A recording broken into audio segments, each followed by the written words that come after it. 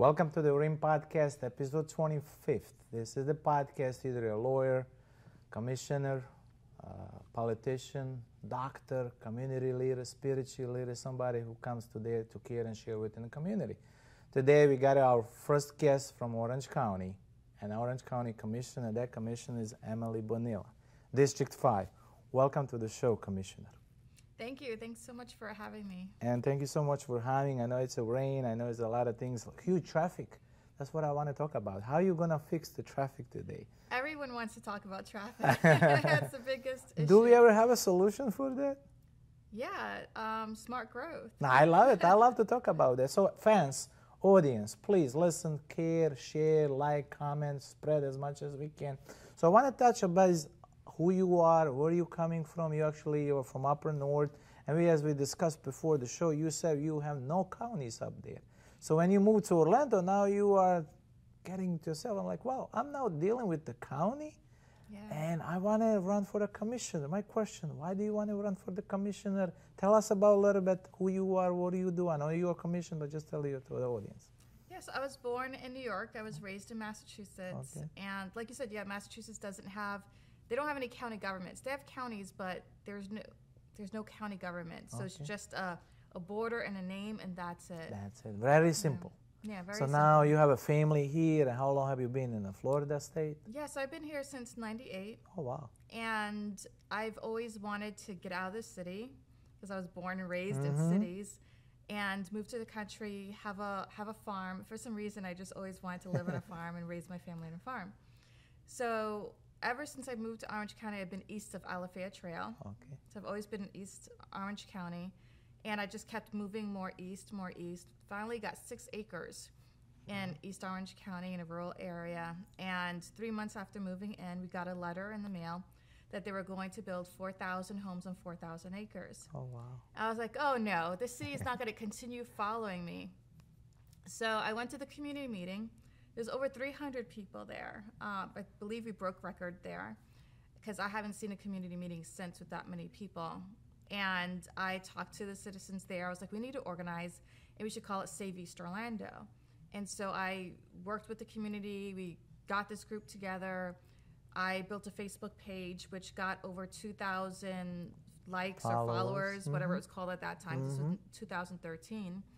In about 2 months' time. So at that time, that was unheard of. It was very fast growing, so it got media attention. And then we did I forget what it's called now. There's this website that does petitions. Okay. And so we did a petition. We got over 10,000 petition signatures, which till today is also record breaking. Like we haven't had that type of response on any land use cases here in Orange County. So we went to our commissioner. I learned everything I could about the policies in Orange County land use.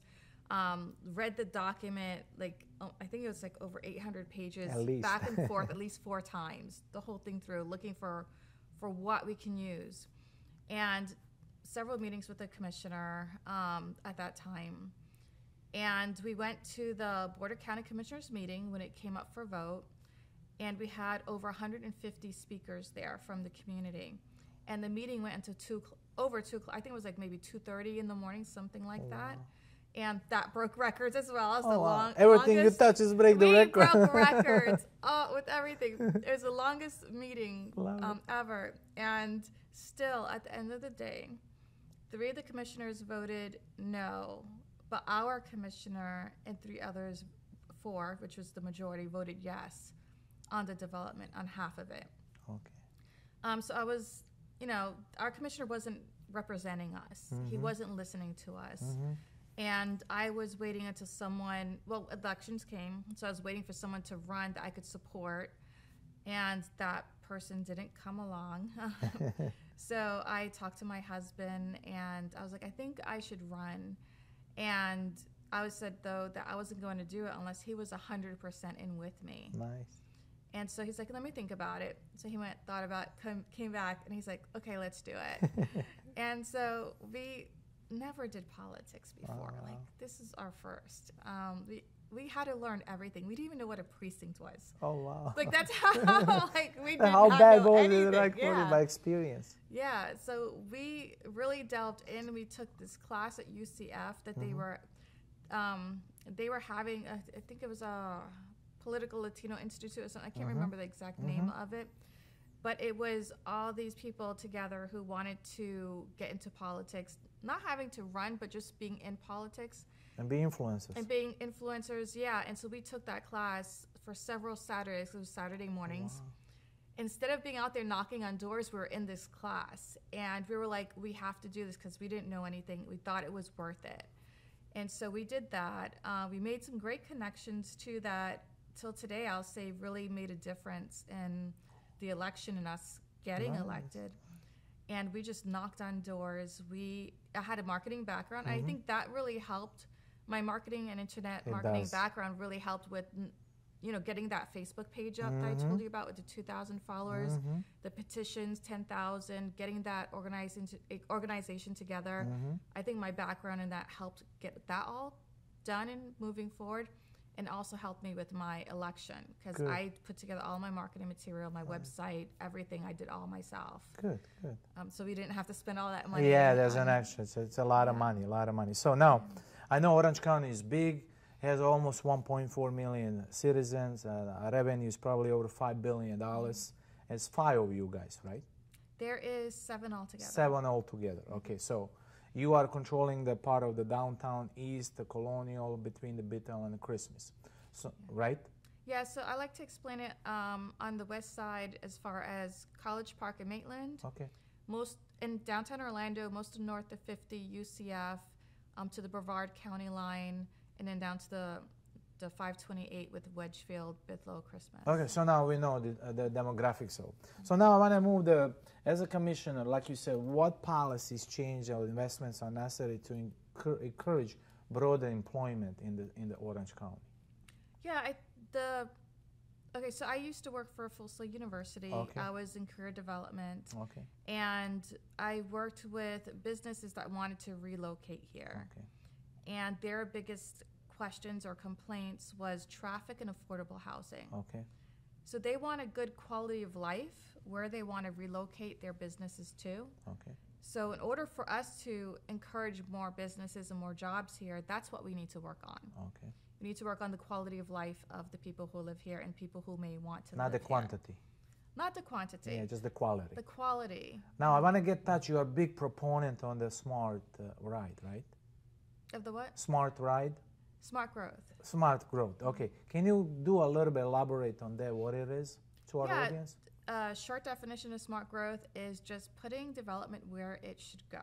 Okay. And then go from there. Yeah. Now, what about economical growth? That, I tell our Orange County staff all the time that we have to think of everything together holistically. We're working right now on our Vision 2050, which is how we're going to develop and grow throughout Orange County for the next 30 years. And I keep telling them, you need to think about the job market, economic development, resilience, and all that at the same time. It can't be an afterthought or something thought about separately. So I explain to them that it's like having job centers that you build around. Okay. So an example in my district is we have Research Park, which could bring in thousands of more jobs. But the companies do not want to come because of traffic. Yeah. So we have to fix that. So I'm trying to work with I have a one-of-a-kind, first person doing it, District 5 Neighborhood Advisory Council. And I have a work group in that council working on a university corridor. And trying to work on how to develop that in order to fix the student affordable housing, which will also fix affordable housing and fix the transportation and traffic issues we have around there, so that we can then attract those businesses who are not coming because of the issue. Yeah. And you're working on it. Congratulations. Yeah. My next question, do you promote any changes when it comes down to the taxes? If so, why and why not? Yeah, I know one of the biggest conversations with our tourism has been the tourism development tax. And then there's another conversation going on about the transportation sales tax. I am not in support of the transportation sales tax that the mayor is trying to push, because everyone knows that we have out of control growth and development in Orange County. Now you want to tax the people for all these years that the developers have been discounted on their transportation impact fees. Now you want to move the burden to the rest of the taxpayers. Wow. And continue with this behavior of uncontrolled development. Oh, wow. Like, you can't do that. Yeah. You have to fix your behavior before you go and try to put a Band-Aid on something, which is putting an extra tax burden on people who they're not responsible for the problems we're having now. Wow. You know, the government is, and the developers are. Yeah. They're not the key. them. Yeah, they're key. And the sales tax hits low-income families. So the low-income families are the ones that's going to be paying that. And, you know, it's really sad that some of the response is, yeah, but there's no sales tax on groceries. Oh, yeah. Wow. Okay, so you expect low-income families to only be purchasing groceries and nothing else. Nothing else. Wow. Now I want to get touch base on Orange County land use regulation, preservations, and are we working in the best interest for our citizens or not? Can you get to touch a little bit on that? Yeah. I wish I could say 100% yes, but the honest to God truth is that the developers have a lot of influence in the county through their campaign donations. Okay. And so when they come and they want something done, like, they try to influence the board. Yeah. And it's really hard to fight that. We do have some really good commissioners on the board, though, who aren't influenced by that, who do fight back and who do what's right. But we're not always successful. Yeah, it's just, so the next question is, elected commissioner of District 5, what would you do? What would you promise to the citizen moving forward? Because you just got reelected in 2020, congratulations for the reelection. What would you do as a commissioner to defend at least part of your district? Yeah, I am doing everything I can to defend my district. I do need the support of the people, though. They need to come to the meetings, and they need to provide their feedback to the board and explain to the board, because I provide a lot of information and data, and I'm very data driven, but, you know, I try to also provide that information that's coming from the community. Okay. But if it's only me saying those things, yeah, so you need support. I need support. And what percentage of the voters or citizens need your support, and the other board members will listen to you? There's a percentage? Yeah, I say minimum 20 people. Okay, okay, that's minimum. But the best is like 100 people. Okay, that's the great. So, my last question will be, when I want to touch on the infrastructure. Do we have enough budget, the money coming, flowing in? And then another thing, I think a lot of people moving from other places to Orange County because it's packed. How do we overcome that? Well, you know, if there's no housing here, people aren't going to move here. Yeah, sure. But it's very tough. It's very tough for the people who live here, because we have what, you know, I call mortgage fraud, which is we have these developers who build these subdivisions which are self-contained. And they're promoting these houses to people who live in other countries, other states, where, let's say Boston or California, they could sell their house for over $1 million, buy a house here, all cash down, for, let's say, $500,000, $600,000. So they first sell the first houses to those people who don't need a mortgage. And then they get the property appraisals based on that for the rest of the houses, so that the rest of the houses are on mortgages. They jack up the prices. Yeah, they're jacked up. Oh, wow. And that's actually considered mortgage fraud, but they're getting away with it. Wow. So as a commissioner, you're doing something on that? There's nothing I can do about that. Okay. So my last question is one of the most beautiful questions. I always said, if I hide under the rug or the club chair over the scenes, if you want to talk about something particularly about the biggest issue that you have, please do so. And share with an audience, share on the video, look it up in camera and say, listen, as a District 5, my name is Emily Bonilla. This is what I would do for you. This is what I fight for you. It's your time now. Please do so. Yeah, definitely. Like I said, when I was elected, our commissioner wasn't listening to us, which is why I ran. And so one of my biggest things is making sure that the community is involved and engaged in their government. And that's the only way I could get things done is with their help. Okay. So I have the District 5 Neighborhood Advisory Council. We need volunteers. Okay. To get on that, you can go to my website, emilybonilla.com, and sign up to volunteer for that. I have the Emily Tells All talk show, which is kind of similar to what you're doing here. Yes, thank you. It comes out weekly, and it covers different topics. So each week there's a different topic. Okay. I have had topics on domestic violence, suicide prevention. I had a fun one in a haunted house. Okay. So we have some fun things I throw in there too. Okay. But it's very informative. So okay. please like the Facebook page, YouTube channel. I have it on Roku as well. Okay, we'll share all the information. We'll attach and tag to it.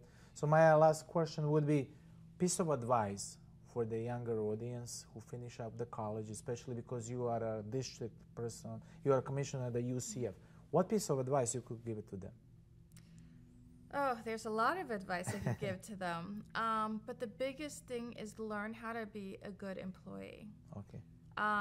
Besides the issues that we have with transportation, affordable housing, and another issue that we're having with businesses really striving and being successful here is the employment. Yes. In Boston, for instance, you have a different mentality with their career. So people are hardworking over there. They're very blunt. They don't take things personally. If they don't like you, they don't care about that as long as you're a great worker and they could work with you and get things done. Here, it's way different. We're in the South, and even though Florida's not considered the South, we still have a lot of that Southern mentality here. We are, they don't like you, they don't talk to you about it. They start telling other people and trying to get you kicked out of the job. And have rumors around. And that might be a really good worker, but then it hurts the culture of the business and the company. It does. And the company can't stay here because they're not being able to grow because of the employment. So really work on being a good employee, being able to work with others, having that work ethic. The work ethic is more important than you liking you or not liking your coworker. That's it. That's it. Perfect. So this is our podcast, episode 25th, and this is our special guest commissioner from District 5, Orange County, our first commissioner. I also watch, if any other commissioner watching us, please do so. I like to invite them too. So our special guest, the Commissioner of District 5, Emily Bonilla. Thank you so much for being here. And we'll do so many shows moving forward on the different things down way in the road. Thank you. God bless you and everything what you do for Orange County and the District 5. We love you. We support you. And we are 100% behind you. Thank you for being a guest of the Rimm-PODCAST. And thank you for having me. Thanks for everything that you're doing. Anytime. Thank you so much. God bless you.